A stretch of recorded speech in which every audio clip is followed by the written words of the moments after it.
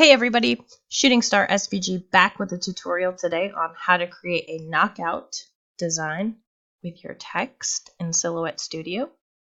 So I went ahead and already pre-made this design, and I'm going to walk you through exactly how to do that.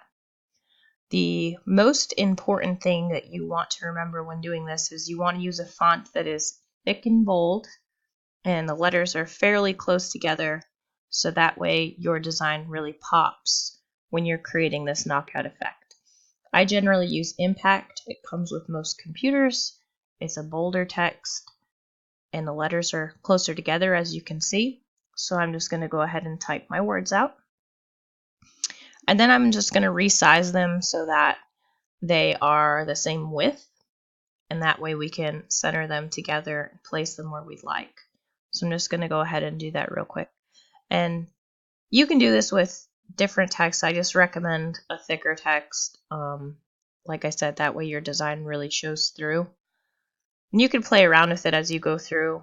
You can get really creative with it and do different things for like mascots and different seasons and things like that. So I've been playing around with it a lot lately, and I really like the way that it looks. So I figured I would just go through and show y'all how to do that. So we're just going to go ahead and center these now that they're have the appropriate width, and we're going to go ahead and group them. And then we're going to go ahead and draw out our design. And in this case, I'm going to do a heart, so I'm going to use the Flexes Shapes panel.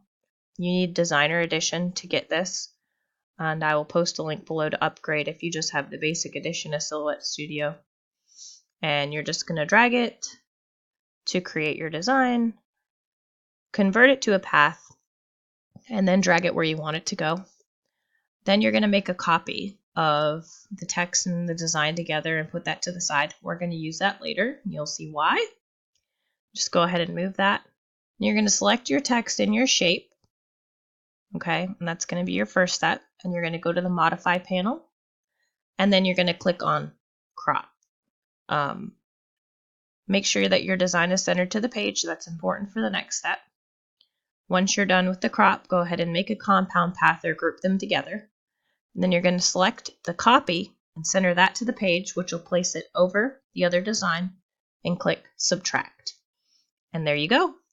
You have a knockout. Pretty simple, right? You can use this to do a myriad of things. It's really cool. I like to do it. And if you have any questions on the process, let me know. It's pretty straightforward.